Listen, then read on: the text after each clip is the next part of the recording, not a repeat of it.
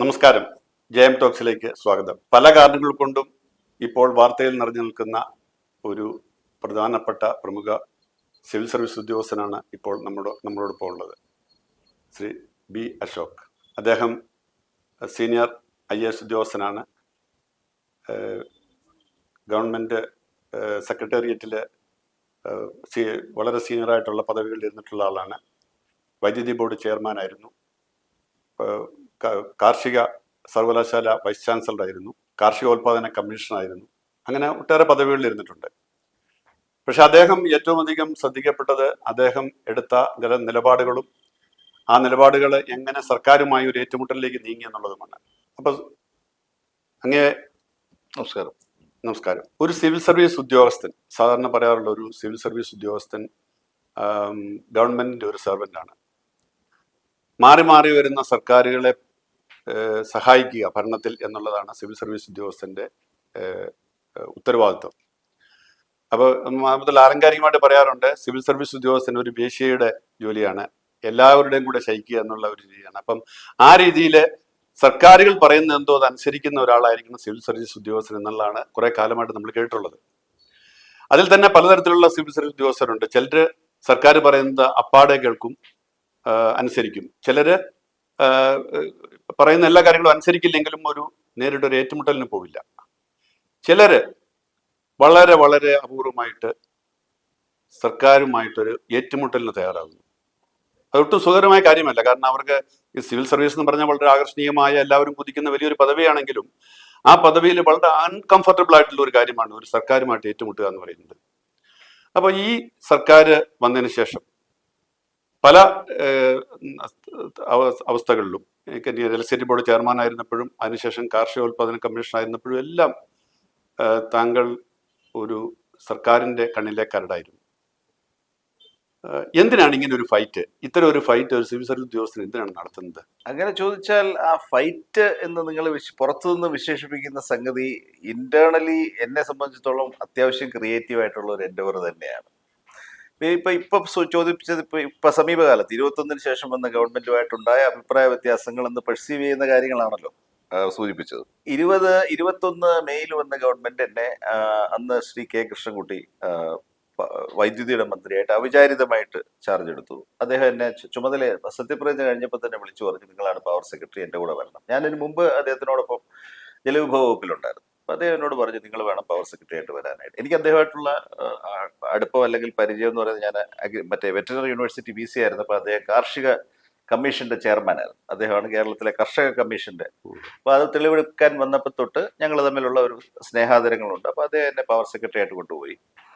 ഏതാനും മാസങ്ങൾ കഴിഞ്ഞ് 21 മുന്നോട്ട് പോയി കഴിഞ്ഞപ്പോൾ പെട്ടെന്ന് power board chairman Shri Pillai അദ്ദേഹം നേരത്തെ വിരമിക്കാൻ തീരുമാനമെടുത്തു. അത് അത്ര സുഖകരമായ സാഹചര്യമൊന്നും ആയിരുന്നില്ല. അദ്ദേഹത്തിന് ഒരു അസുഖകരമായ അനുഭവം ബോർഡിൽ ഉണ്ടായപ്പോൾ അദ്ദേഹം പെട്ടെന്ന് 30 ദിവസം മുന്നോ 2 മാസം മുന്നേ വന്ന് പെട്ടെന്ന് അദ്ദേഹം വിരമിക്കണമെന്ന് ആവശ്യപ്പെടുകയായിരുന്നു. അങ്ങനെയാണ് പവർ ബോർഡിലോട്ട് അയക്കുന്നത്. പവർ ബോർഡിൽ 21 ഓഗസ്റ്റ് വരെ ഉണ്ടായി. പവർ ബോർഡിൽ നിന്ന് തന്നെ മാറ്റിയത് യൂണിയനുകളുടെ പരാതിയെ തുടർന്നാണെന്നാണ് നിങ്ങൾ റിപ്പോർട്ട് ചെയ്തത്, ഞാൻ വിശ്വസിക്കുന്നു. അങ്ങനെയാണ് മിനിസ്റ്റർ എന്നോട് പറഞ്ഞത്. അദ്ദേഹത്തിന് മാറ്റാൻ താല്പര്യം ഉണ്ടായിരുന്നില്ല. പക്ഷെ ഒരു ഹയർ ലെവലിൽ ഡിസൈഡ് ചെയ്തുകൊണ്ട് ഞാൻ മാറി. ഞാൻ മുഖ്യമന്ത്രിയെ കണ്ടു. ഞാൻ തന്നെ പറഞ്ഞു, അത് സ്വീകാര്യത ഉണ്ടെങ്കിൽ മാറ്റിയതിൽ എനിക്ക് വിരോധമില്ലെന്ന് പറഞ്ഞു. അദ്ദേഹം വളരെ സ്നേഹത്തോടു കൂടി എന്നോട് പറഞ്ഞു, കൃഷി വകുപ്പിൽ വെക്കുകയാണ്, അങ്ങോട്ട് പോകുമെന്ന് പറഞ്ഞു. കൃഷി വകുപ്പിൽ ശ്രീ P. പ്രസാദിന്റെ കൂടെ 21 ഓഗസ്റ്റ് തൊട്ട് ഇപ്പോൾ കഴിഞ്ഞ 13-ാം തീയതി വരെ സേവനം അനുഷ്ഠിച്ചു. എന്ന് പറയുമ്പോൾ 3 വർഷം 8 മാസം. എനിക്കൊരു പരാതി ഉണ്ടായിരുന്നില്ല.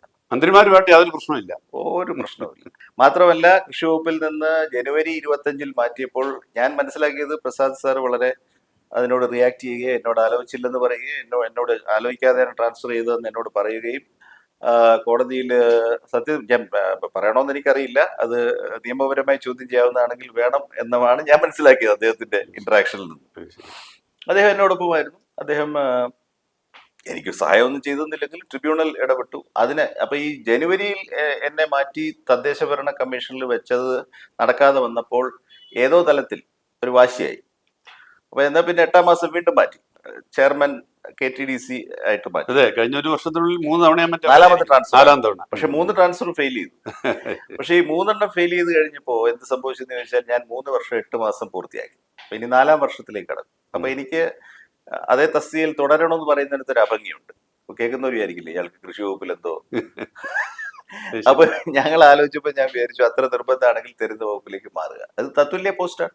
ഒരു ഉദ്യോഗസ്ഥൻ എന്നുള്ള നിലയ്ക്ക് എനിക്കിപ്പോ കാർഷിക ക്ഷേമമാണോ സൈനിക ക്ഷേമമാണോ എന്ന് നോക്കേണ്ട കാര്യമില്ല. എന്റെ ശമ്പളമൊന്നും വ്യത്യാസമൊന്നുമില്ല. ഒരു ഫയൽ ഒരു ദിവസം നോക്കിയാലും 100 ഫയൽ നോക്കിയാലും എനിക്ക് വ്യത്യാസമില്ല പെർക്സ് ഒന്നും.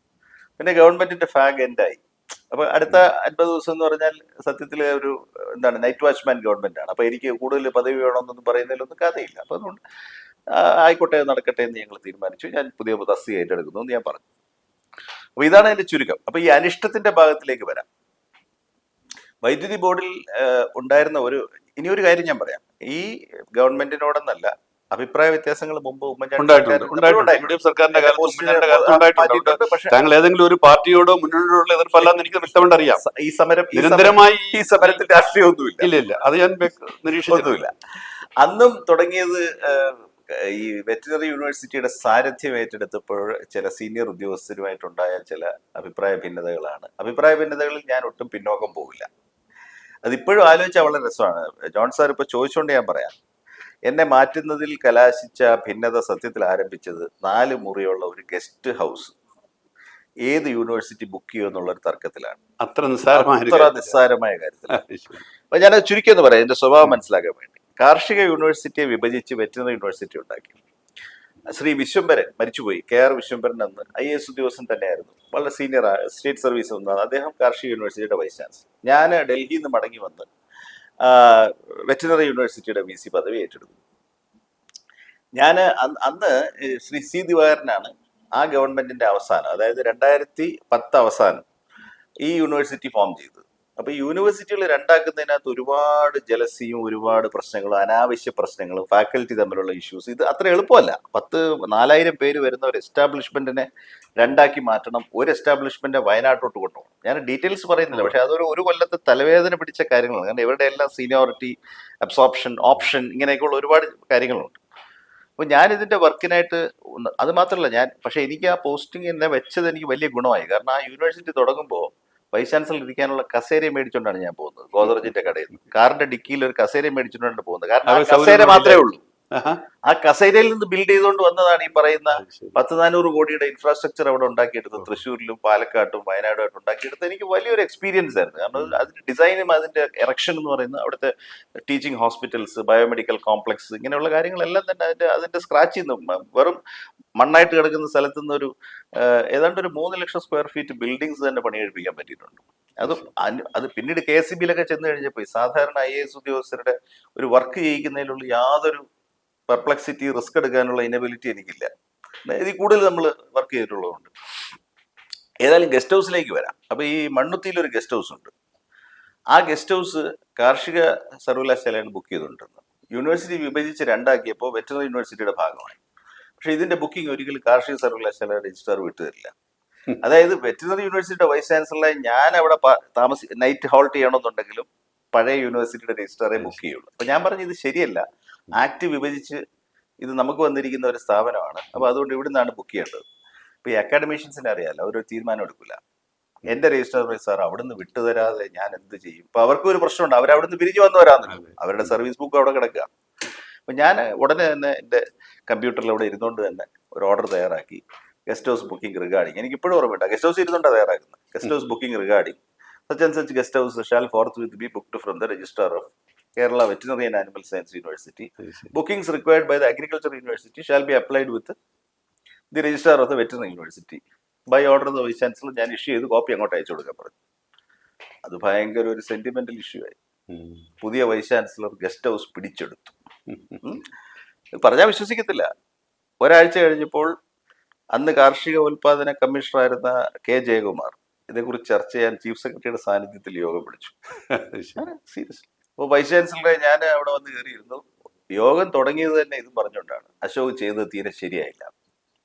അത് ഒരു സ്ഥാപനം, അത് പോട്ടെ, അതിലൊരാൾ അശോക് ചെയ്ത് ഒട്ടും ശരിയായില്ല. ഇത് എന്തെങ്കിലും ഇഷ്യൂ ഉണ്ടായിരുന്നെങ്കിൽ ഗവൺമെന്റിലേക്ക് റെഫർ ചെയ്യണമായിരുന്നു. നിങ്ങളിങ്ങനെ ഏകപക്ഷീയമായിട്ട് കാർഷിക യൂണിവേഴ്സിറ്റിയുടെ വെറും ഏഷണിയാണ്. എനിക്ക് തോന്നുന്നൊരു പരിധിവരെ വിശ്വംഭരനും ഗോഡ് ബ്ലെസ് ഹിസ് സോൾ പരാതിക്കാരനായിരുന്നു. ഇതൊരു അഫ്രോണ്ട്. അപ്പൊ ഞാൻ ഇതിന്റെ ലീഗാലിറ്റി നോക്കി പ്രവർത്തിക്കുന്ന ഒരു ശീലക്കാരനാണ്. ഞാൻ പറഞ്ഞു, ഞാൻ ഉടനെ യൂണിവേഴ്സിറ്റിയുടെ ആക്ട് എടുത്ത് തുറന്നിട്ട് ഞാൻ ചീഫ് സെക്രട്ടറിയുടെ മുമ്പിലോട്ട് വെച്ചിട്ട് പറഞ്ഞു, ആക്ട് അനുസരിച്ച് ആരാണ് ഈ പ്രോപ്പർട്ടിയുടെ ഉടമസ്ഥൻ? Custodian, registrar of the agriculture veterinary university. Property ആർക്കാണ് തന്നിരിക്കുന്നത്? എനിക്കാണ് തന്നിരിക്കുന്നത്. അപ്പൊ എനിക്ക് സർക്കാർ നിയമസഭ രണ്ടായിട്ട് വിഭജിച്ച് എന്റെ കസ്റ്റഡിയിൽ ഷെഡ്യൂളിൽ തന്നിരിക്കുന്ന പ്രോപ്പർട്ടിയിൽ ഞാൻ അതിൽ യാതൊരു ബിസിനസ്സും ഇല്ലാത്ത ഒരാളുടെ ബുക്കിംഗ് നടത്തണം, ഞാൻ അവിടെ പോയി അപേക്ഷിക്കണമെന്ന് പറയുന്നത് എന്നോട് യോജിക്കാൻ കഴിയുകയില്ല. നിയമം അനുസരിച്ച് ഞാനാണ് കസ്റ്റോഡിയൻ, അതുകൊണ്ട് അങ്ങ് പറഞ്ഞത് തെറ്റാണ് എന്നങ്ങ് ഇപ്പൊ പറഞ്ഞു. നിയമപരമായ ഒരു കാര്യം നമുക്ക് അനുകൂലമായിട്ടാണെങ്കിൽ ഒരു വിട്ടുവീഴ്ചയും ചെയ്യില്ല. ചെയ്യേണ്ട ചെറുതാണ് കാര്യമില്ല. ഞാൻ അന്നത്തെ ചീഫ് സെക്രട്ടറിയോടാ പറയുന്നത്, ഡോക്ടർ പ്രഭാകരൻ, പി പ്രഭാകരൻ. ശരി. പ്രഭാകരൻ ഇവിടെ ഇരിക്കുന്നു, ജയകുമാർ അവിടെ ഇരിക്കുന്നു. ആ. രണ്ടുപേരുടെയും മുഖം അങ്ങ് ചുവന്നു. കാരണം ഈ പറയുന്നത് മറ്റേ യൂണിവേഴ്സിറ്റിയുടെ ആൾക്കാരുടെയും മുന്നിൽ വെച്ചാണ് ഇവര് ധരിച്ചത്. ശരി. അന്ന് എനിക്ക് 15 കൊല്ലം സർവീസേ ഉള്ളൂ, 15 ഇല്ല. അപ്പൊ ഞാൻ അവിടെ അവര് ധരിച്ചത് ഇവരുടെ സീനിയോറിറ്റി ഉണ്ട്, സാധാരണ ചീഫ് സെക്രട്ടറി കസേരയിൽ മലന്നൊക്കെ ഇരുന്നിട്ട് നിങ്ങൾ ഈ ചെയ്തത് തീരെ ശരിയായില്ല എന്ന് പറഞ്ഞാൽ, ഓ തമ്പുരാ ഞാൻ തിരുത്തിക്കൊള്ളാവേ എന്ന് പറഞ്ഞു. ഞാൻ പറഞ്ഞു, നിങ്ങൾ പറയുന്നത് തെറ്റാണ്, what you are saying is wrong. ഇതാണ് അതിന്റെ ചട്ടം. പ്രോപ്പർട്ടി എന്റേതാണ്, എന്റെ രജിസ്ട്രാർ അത് ബുക്ക് ചെയ്യും. ഇതോടുകൂടി ആ മീറ്റിംഗ് അപ്പൊ കൊള്ളാം. ഇങ്ങനെ വരുമ്പോൾ സ്വാഭാവികമായിട്ടും സീനിയർ ഉദ്യോഗസ്ഥർക്ക്, പ്രത്യേകിച്ച് ചീഫ് സെക്രട്ടറിമാർക്കും ഒന്നും അവിടെ ഒന്നും ഗുഡ് ബുക്സിൽ ഒരിക്കലും വരില്ലല്ലോ.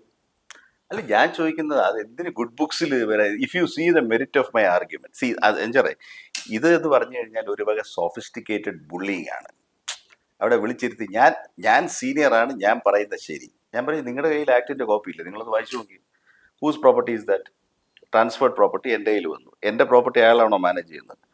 ഇത് പറഞ്ഞു കഴിഞ്ഞപ്പോൾ പിന്നെ ഉള്ള പരിപാടി എന്ന് പറയുന്നത്, അങ്ങനെയൊക്കെ ആണെങ്കിലും നമ്മളോടൊന്ന് ചോദിച്ചിട്ട് പറഞ്ഞിട്ട് തീർപ്പാക്കിയിട്ട്. ഞാൻ പറഞ്ഞ ഒരു ചോദിക്കലും ഇല്ല.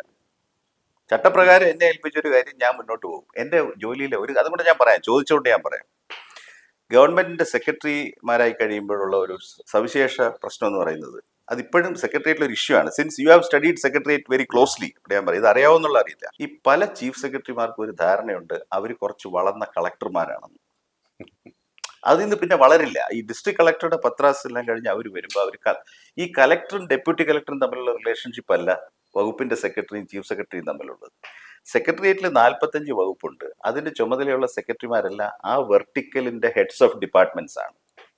അവരുടെ വകുപ്പിനകത്ത് കയറി പണിയെടുക്കാൻ ചീഫ് സെക്രട്ടറിക്ക് പറ്റില്ല. പക്ഷെ ഇത് ചീഫ് സെക്രട്ടറി അറിയത്തില്ലെങ്കിൽ പ്രശ്നമാണല്ലോ. മാത്രമല്ല, ഇത് മറ്റ് സെക്രട്ടറിമാരിൽ അത് അംഗീകരിച്ചു കൊടുക്കുകയാണെങ്കിൽ അതാണ് പ്രശ്നം.